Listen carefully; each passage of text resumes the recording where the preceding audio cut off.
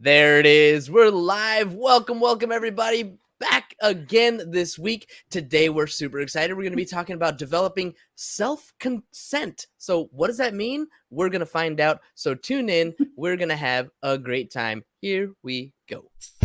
Practicing polyamory. Real-life perspectives from the imperfect people of polyamory. The mission of the Practicing Polyamory podcast is to provide a platform for all of the real-life, flawed humans that practice polyamory so that we might all learn from one another and grow as a community. Enjoy the show. All right. Welcome, everybody, to this beautiful Monday, brand new week. Awesome guests lined up. If you are joining us for the first time today, welcome and thank you for tuning in. And if you've been here for a while, then you already know that we're live on Facebook, YouTube, Twitter, and Twitch every Monday, Tuesday, and Wednesday. 3 opportunities for you to ask questions. So if you have questions about your relationships, or if there's a topic you'd like to hear discussed on the show, slide into my DMs and let me know, or leave a comment while we're recording live. Follow the show on all social media platforms at Practicing Polya, and let me know what it is that you want us to talk about. And as always, as a reminder, if you're listening to this podcast, you are a welcome guest to be on this show. I have 4 spots left in October, and after October, I'm done for a few months. So if you want to be on the show, come on in.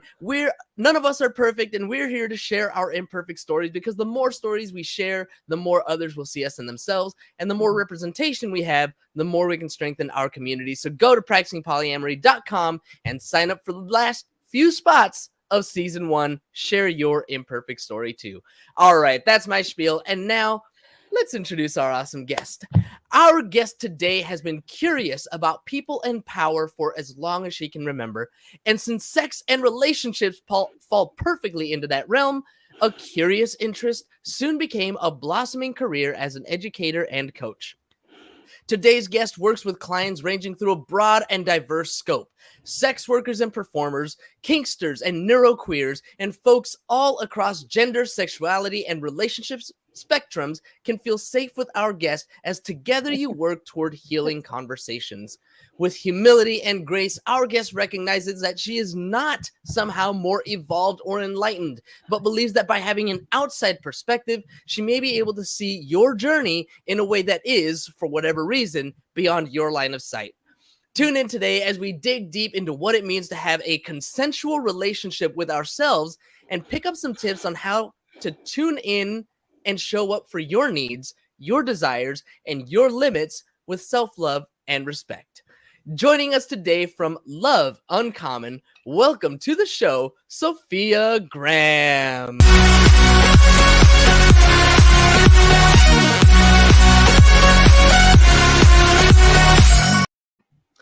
Thank you so much for having me. I'm so excited to get to learn from you and to hear what it is that self-consent means. Before we dive into that, tell us a little bit about yourself. I mean, I gave a little bit of background on you. You had this fascination with people, power, relationships. You've called yourself a relationship geek. Tell us a little bit about yourself and your history and just who you are. Yeah, well, I started thinking about relationships like most of us do in my 20s, and really got into heterosexual relationships, primarily with men, and hadn't really looked beyond that, figured that was really my identity. And I was about to marry a really wonderful man. And then I fell in love with someone that wasn't him. And he was super monogamous. We tried to figure out, can we do non-monogamy together? Is that possible for us? But he was really able to honor his needs and say, like, I really love you. I want to be with you forever, but I can't do that. Right. Which I respect, that's... Of course. That's a cool thing. At the same time, I was running from pillar to post. I was one of these people who avoided emotions, which is kind of unusual for a person who became a therapist, but there we are. And I just wasn't in touch with them. So through my 20s, I did a PhD, I got a job in the judiciary, I did all kinds of things in the UK, and just barreled through, focusing on everybody outside me, everybody else's emotions, everybody else's feelings, everybody else's thoughts. and I didn't have time or honestly patience to look internally. But then I fell in love, and it was nothing like a fairy tale.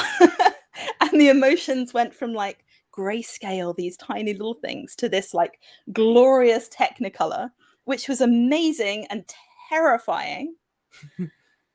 And I decided I needed to really explore myself. Like, I'd spent all this time doing all these other things. I needed to actually get in touch with who I was. And so I wondered if I was kinky or not. I wondered what my gender identity was. I wondered what my sexuality was. I wondered whether I was monogamous or non-monogamous. I was pretty sure I wasn't monogamous. Yeah. Having fallen in love. But I wanted to know, like, who am I? You know? Who am I? Now I finished my PhD. I'm not getting married after all, and maybe I never will. Who am I? That is the ultimate question, isn't it? It I really feel like is. there's so many people that are struggling with that question for a myriad of reasons.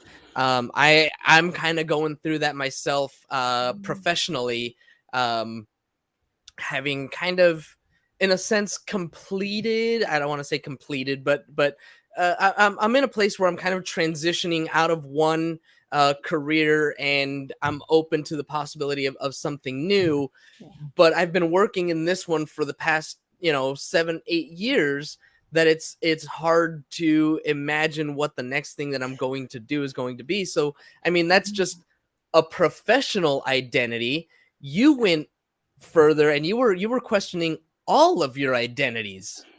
What was that journey like? I mean, I wasn't questioning my whiteness. I'd really Okay. interrogated my race stuff because I grew up in the global south where I was a privileged racial minority. Mm-hmm. So I had a really, I guess, uncomfortably comfortable relationship with my whiteness. So Okay. race wasn't in there, which, means that there are fewer, and disability wasn't so much either at that time, but very much so many other aspects. So very much basically all of the gender, sexuality, relationship orientation, kink Mm-hmm. stuff was just so intense. There was so much to explore. And at the same time, I moved countries. So I landed in Dublin, where I was doing my first postdoc. And it was a wonderful place to explore that stuff because the queer community in Dublin is amazing. Yeah.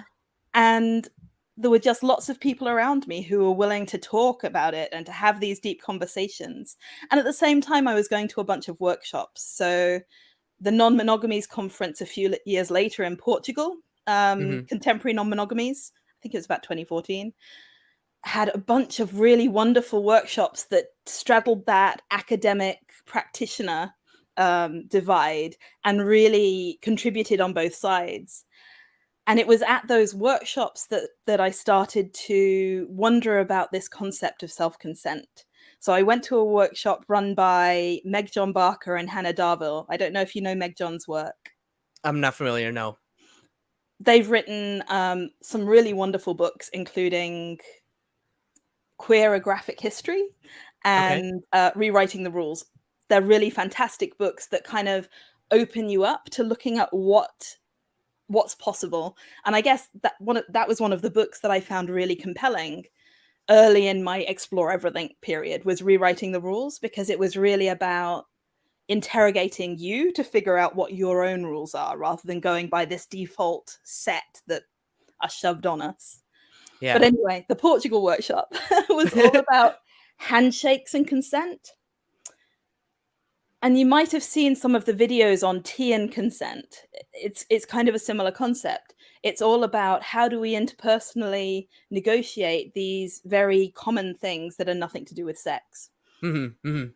And my question was kind of before that, like, I can do the interpersonal interaction once I figured out my shit, once I know what I want, once Right. I have a sense of what kind of tea do I want. Do I want a firm handshake or a gentle one? Do I want any handshake at all with you? And I asked a question, which was, how do you know this stuff? Like, how do, That's yeah. yeah. Yeah. So everything that they were teaching is all about interacting with others and getting that consent from others. But what you're talking about is a really deep like introspective dive. And I mentioned this on the show recently. You know, introspection. I think I'm pretty okay with that. You know, I journal a lot, and I think about, you know, a lot of different things. But this question of who am I, you know, I'm still asking myself. There's a lot of people that are asking themselves. So what was that work like? What and I think that you have you said there's a workshop that you do and a course that you're going to start teaching. So let's kind of dive into what this is and how what does it do for the people that are taking your courses? So self-consent is really all about centering your relationship with yourself, centering consent in the relationship with yourself. So Hmm. figuring out what your wants, needs, and boundaries are. So at that workshop, my question to the facilitators was, how do we do that before we have this interpersonal interaction? And their answer was sort of slow down, which I Hmm. think is a legit answer, but I don't think it's complete. I think there's more, right? Sure. Yeah. And so I think it's really all about centering both consent in your relationship with yourself. So having an understanding of what are the interoceptive signals that tell you yes and no. What are the signals that tell you this is okay with me if this extra other thing happens, but not otherwise. I'm Hmm. not okay with this unless this other thing is there. I need to negotiate a bit about this. And how do we effectively interpret those? How do we put ourselves in a position to recognize when situations are going to overwhelm our ability to do that? Hmm. Because there are lots of factors for all of us, and they're different for each of us, that just mean that we can't make a decision that is right for us. And a really simple one is urgency. Hmm. So salespeople super push on this one, right? Yeah. Yeah. So if something is really urgent, a lot of the time we completely ignore what, anything from the neck down. Right. And we're just like, yes or no. We don't think about our gut feeling. We don't notice the emotions, any sense of tension that we've got somewhere. We don't necessarily notice any resistance or fatigue or pain that might be telling us something. We just figure the thing out as quickly as possible. And some people will default to, no, I don't want it in that Hmm. situation. Lots of people default to, yes, I do want it in that situation.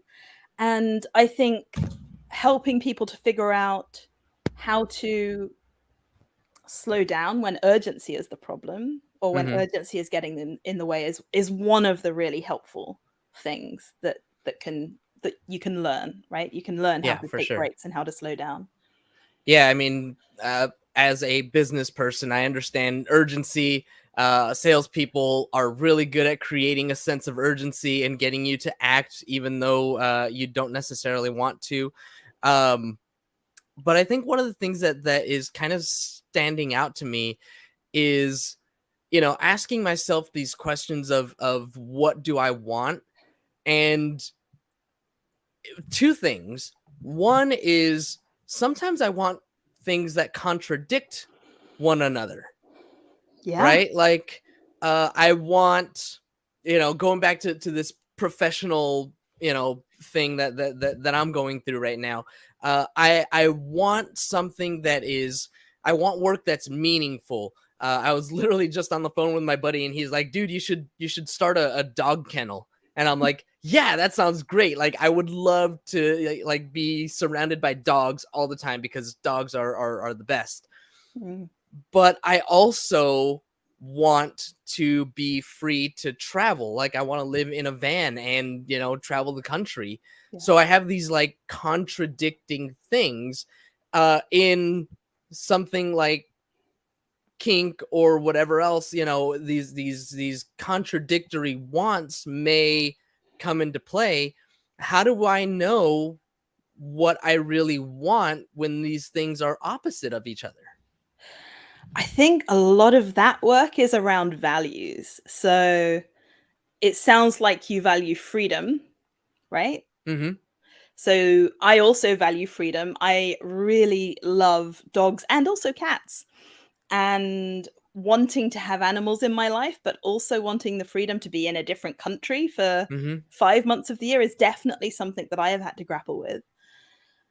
And I think it's different if you're trying to do something professionally, but in my life, I've looked at, okay, so what can I offer? What do I want to offer in terms of being around animals? And what are my limitations? What are the boundaries that I do not want to go beyond? So I do not want to go beyond having an animal for a few months. I do not want to be the permanent owner because it Mm-hmm. impedes my freedom too much. Right. But equally, I don't want to be without animals at all. That's not cool with me. I really like being around animals. The dopamine is amazing. Yes. And so I have foster kittens. And they come and live with me for a week or two. And it's joyful and wonderful. And I take videos of them and play with them, and it's great. And my clients meet them a lot of the time. Mm-hmm. Mm-hmm. And then they go to their forever homes. And it's honestly, it's a lot like polyamory. Lots of people are like, I couldn't do that. I'm like, but I'm so compulsive. I feel so wonderful when they find these people that are going to love them forever. Yeah, and then you don't have to deal with that anymore either. Yeah. So I like the idea of values. I'm in tune, I guess. I don't want to say thank you to our commenter, Mr. Goldschmidt here. 2015, it looks like, when that thing was in Portugal. I think that's what he's referring to. Yeah. So like I definitely have my core values. Like I'm pretty in tune with what they are, and one of the things that I want to work on personally is like a decision tree based on my values, so that I can make choices that align with me. I feel like this is kind of that same idea of self-consent.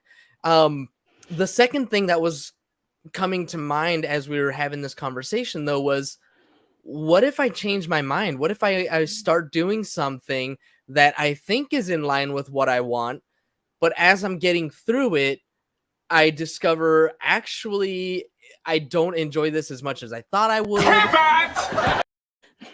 And we need to pivot. Yeah. What do we do in those situations? I think that's a really excellent example of how people often do self-consent poorly. So they've decided, for example, I really want to go to this party tomorrow. And then you're up all night with a sick cat and you're really tired and you wanted to go to the party, but the context has changed. You no longer want to go to the party because you're exhausted and you're grumpy when you go to things, when you haven't had enough sleep. Lots of people would still go to the party because they're like, well, I committed to it and it would be better to go. And even if they know I'm more likely to be tearful if I do go because I haven't had enough sleep, I'm more likely to have arguments with people that I love if I go. I'm more likely to have a much more difficult following day and possibly following week. Maybe I'm going to be in more pain. Like, there are lots of reasons not to. And lots of people still power through that internal don't do it and just go. And I think part of self-consent is moving away from a decision tree. So the decision tree can give you a structure and it can help you to make the initial decision and it can help you to like really check in with yourself. But I think self-consent is a whole body experience. So when you notice, oh, actually, there's some frustration that's coming up, there's some resentment that's coming up, there's some discomfort, and it's getting in the way, and there's a no somewhere in here. I'm not sure what it is.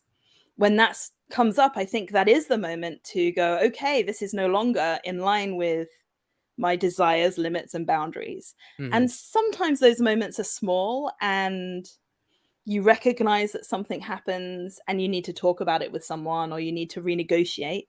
And sometimes they're much bigger. Like, I left being an academic, right? I recognized I was being discriminated against at work. I wasn't able to have accommodations made related to my disability. And I was not okay with that. And I was also not okay with academia because that had happened in literally every university that I'd worked at. Every single one. And so I decided maybe the problem is between me and academia, not between me and an employer, right? Right. Maybe this is not the right career for me. And it's a career I'd invested a lot in. I'd done a PhD. I'd done 3 or maybe 4 postdocs. I was Wow. really interested in how we protect people who don't have effective legal rights, how we protect agency and contingent workers, how we protect people moving over borders, how we protect the lowest paid and the most marginalized workers. How do we look after them? Can we do it through procurement? Can we do it through trade unions? Can we do it through professional organizations? I was fascinated by all that stuff. And I couldn't be an academic. I was terrible at it. Terrible at maintaining the administrative workload. I didn't like that. I loved the teaching, loved it, but the revise and resubmit journal article stuff, it was horrible. It didn't work for me. I knew. So I feel like a common refrain, a common phrase or whatever that we hear when it comes to consent culture is, if it's not a hell yes, it's a no. And so you're turning that inwards on the things that you're doing. It sounds like you use that for your professional choices. We're talking about doing that in our relationships, in sexual practices, all of these different things. I mean, of course that, right?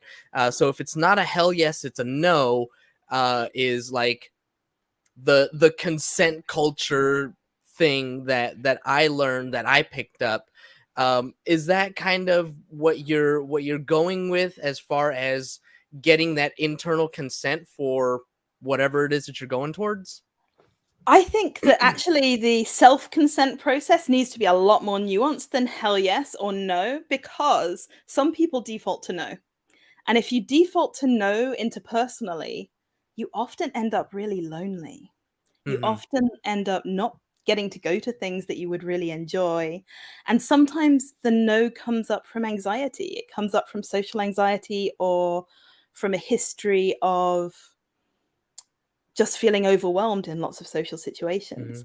So it's Agoraphobia, is that the word? yeah, agoraphobia, or just overload in loud places, or fear of just getting it wrong socially. So I think there is a place for the hell yes and no, but I think it's so much more than that, because Okay. I think we can have consent without it being enthusiastic. I'm Okay. I'm I'm actually not that into enthusiastic consent. I think it's helpful. I'm into informed consent for sure, but I think we can consent to things for all kinds of reasons. And those reasons could be because it's the best available work and it's giving us a paycheck. It could be because it's a relationship that we love and we want to be in, despite it being painful and hard work right now for a short period of time. But I think different people who come to self-consent with different kind of situations and problems will have to calibrate themselves differently. So if you're a person like me who was brought up with the idea that you should always be self-sufficient and you should always look after other people first before you look after yourself, then recalibrating will often look like spending a lot of time looking internally and being with yourself and getting over that kind of toxic messaging about always put others first. For other people, it might be recognizing they default to a no and recognizing that the impact on their life is that it makes them lonely. So there's that self-reflection piece that differentiates between this situation is dangerous and this situation is causing me to have intense emotions. And that's a really important piece of work, because lots of people confuse this situation is making me feel uncomfortable, feel angry, feel sad, feel shame, feel big emotions. And this situation is a threat to my safety or my relationship or my work. Does that make sense? It does. It does. And it resonates so hard because, the messaging that I've always bought into is the hustle mentality, right? Bust my ass, work, work, work, work, work 24/7, put everything I've got into everything that I'm doing. And, I'll reap the rewards later. And, for the past almost 8 years, I've been working really hard at something. And I mean, I must have done a good enough job because I was able to take a break from it for 4 months. But the 4 months that I've been like taking this break, it's a lot of what you're talking about, that internal, like, slow down, stop, don't work, and training myself to not work for like a week was it was painful. It was painful to not work. And so that's why, that really resonates. I want to dig a little bit deeper into the course, your workshop. I feel like we've barely scratched the surface. So can you take us another level deeper and how much more? I'm sure that we're never going to get through all of it because it's a whole workshop, but like, what's the next level deeper than what we are talking about? So the next level really is all about figuring out what are the areas in which you have choices that you're not exercising. And basically everybody has some areas in which they have choice that they're not exercising. And the choices that we have are really impacted by our privilege. So somebody who is a white, able-bodied, cis man who is wealthy is going to have a lot more options, generally speaking, than somebody who is a Black disabled woman who's a sexual minority, right? Right. And that privilege means that the window of choice that we have, if we're that white guy, could be like a penthouse floor to ceiling panoramic view, right, over a city, versus the woman's tiny little basement window. But in either case, we usually draw the blinds over part of it, and we can't see that we do have options open to us in that part that's covered, right? So in my life, for example, I'm a part-time wheelchair user. I can only walk for about 12, 14 minutes. And I was feeling angry and resentful about the fact that it gets snowy in the winter and I can't do the movement that I need. I need to do like 3,000 to 6,000 steps to optimally manage my pain. And I felt like I had no choices. Like other people have choices because they can just go for a walk. If I go for a walk, I'm going to fall over and I'm going to be in way more pain. Not an option for me when it's icy and snowy. Can't use my e-bike, which is my second best movement thing. And so I was feeling really shut down and tense and frustrated about it. But then when I was able to dig into it with somebody else, I was able to reduce my emotional activation, which was really getting in the way of being able to see the amount of choice that I really had. And I was able to think about alternatives. I was able to think about, okay, well, I could buy a yoga mat and invest in time looking on YouTube for things that I could do on a yoga mat in my lounge.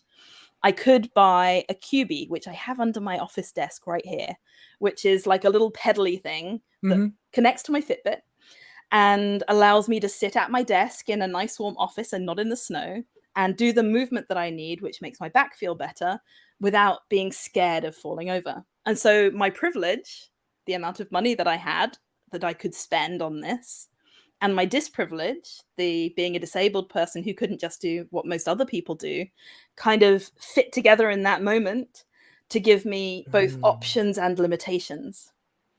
And everybody sits at that point of privilege and disprivilege. Right. So the next point is figuring out where are the areas that I have choice? Are the things where I'm really tense at the moment, where I'm feeling maybe unusual fatigue or unusual pain or an intense emotion like resentment or anger or frustration that is making me feel like I don't have options in an area. And sometimes it's true, you don't. But a lot of the time, you can actually get there if you can reduce that intensity of upset or frustration to allow you to dig into what are the options available to me. Yeah, I mean, a lot of times the emotion around those types of situations will blind us. I mean, it happens to me all the time. If I get emotional, it's really hard to see the other options. I just want the thing, like I get tunnel vision. I want the thing that I want, and it's really hard to see that there are other options or other ways of getting it. And then that's when someone like yourself would come into place where you're not feeling the same emotions that I am. You can help me by viewing it from a different perspective and point out some of the things that that I might be missing. Sophia, I feel like we barely scratched the surface, and there's so much more available in your workshop. Tell the audience about your workshop that you've got going on, about your course coming up in January. And in the meantime, tell them where they can find out more information about you and about that course. Sure. Thank you for the opportunity to share that. I'm running a couple of workshops in the autumn of this year around self-consent and figuring out just a couple of practices to help loosen up some of the areas. And there are a bunch of things that typically get in the way, or barriers, I guess, to self-consent that lots of different people have. And so my workshop talks through, what are these usual barriers? What are these common barriers? How can we dig into them and figure out, is this a barrier for you? And how can you really interrogate how that impacts on you and try and navigate around it? And of course, it's clunky. Like, people trying this out, it's clunky at first. It's really uncomfortable at first. But it really develops the capacity to be more in touch with what your desires, limits, and boundaries are. And typically I will work with quirky queers and cultural renegades. And that usually does include a lot of non-monogamous people. Lots of kinky people too, to be honest. My workshop... Huge crossover there anyway. Such a big crossover, it's true. My workshops that I run all the time are around dialectical behaviour therapy skills. And I usually focus those on either sex work performers or on my quirky queers and cultural renegades. But the self-consent work that's coming up in January is going to be a 2-month-long course, which does a deep dive into what are the barriers that get in the way of self-consent, and what are some tools, some like practical, use them in your life ways of helping you to cope with it. So that's things like, how do you tolerate distress or reduce the intensity of those emotions so that you can get in touch with that inner sense of yes, no, maybe? How do you figure out whether it's the possibility of what somebody else is going to say in response to you expressing your desire or need that's getting in the way of you even noticing it, even feeling it? You know, it looks at lots of different angles to figure out what is it that's difficult and how can we unstick that, and lots of different small tools to kind of shift a little bit and a little bit more. I love it. I love it. That sounds like a really intense course, to say the very least. If someone is not great necessarily at introspection, I think that this would be a really good one to help somebody dig deeper. Sophia, the last thing I want to ask you is there anything that I missed? Is there anything that you wish that I had asked or that I just plumb forgot? I think I would have liked to be asked, who is it for? Who is the idea of self-consent predominantly for? Because well, tell us, please. Yeah. Okay. Yeah. I think it's for, I was talking about people who default to yes or default to no. I think those people really benefit from it. But I think people who grew up with shoulds, you mentioned a should here, you mentioned you should be a striver, you have to hustle. If you hustle, it's the American dream. It's such an American should. And I think we have very different versions in other countries, but this is very, very much an American should. If you do this, then this is what will happen. And if it doesn't happen, then it's because you've not done it enough. If you just hustle more, that's what will do it, right? And all of the shoulds, the I should always be able to do everything for myself, the I should look after other people before I look after myself, the other people should know what I need, I shouldn't have to tell them. Other people should know my limits, I shouldn't have to tell them. Lots of different shoulds really intensify emotion and really get in the way of being able to center in yourself. And then I think a really big group is people who are parentified as children, who grew up with too much responsibility for others, too much with maybe some neglect, but definitely being rewarded for being self-sufficient and for not needing things from other people. Those people have that kind of toxic belief that they have to be everything. They have to do everything. Mm-hmm. And they're only worthy if they do. And I think this course can be most impactful, perhaps, to that community of people, that group of people who really need permission to center themselves, to be told that, like, it's not selfish, it's not mindless navel gazing, it's not going to keep you away from your values. Actually, it's going to move you towards them. It's going to help you be more embodied and be more centered and be more full of brimming with life and enthusiasm, because you're going to be able to know who you are and what you want. Does that make sense? Absolutely, it does. And I kind of want to sign up myself, no lie.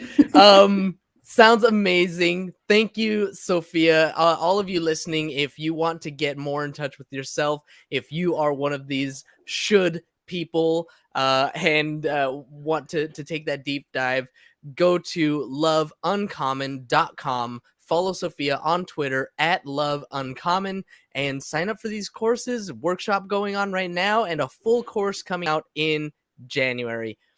Thank you again so much, Sophia. This has really been truly a pleasure. It's been wonderful to be here. Thank you for having me on. Thank you. And thank you, as always, to our live audience for tuning in. As a reminder, when we're live, you get no commercial interruptions, but the same can be said for those podcast downloads. So if you want to catch us, if you want to avoid the commercial interruptions, be sure to catch us live Monday through Wednesday, 2:30 Pacific time. Facebook, YouTube, Twitter, or Twitch, or sign up for Patreon, where you get access to our commercial-free RSS feed and support the show. Don't forget to subscribe on YouTube. Thank you to all of our commenters, Rob and Kristen and Mr. Goldschmidt. Wherever it is you download your podcast, if you haven't already, please leave us a review. We'll really appreciate it. That is all we've got for you all today. Thank you, as always, to our audience. Thank you, Sophia. Until next time. Have a nice day! Thank you for tuning in to the Practicing Polyamory podcast. Would you or someone in your polycule like to be a guest? Sign up at practicingpolyamory.com and join the conversation. Please support us by subscribing, liking, and following us on social media at Practicing Polya by clicking any of the affiliate links on our website or by subscribing at patreon.com/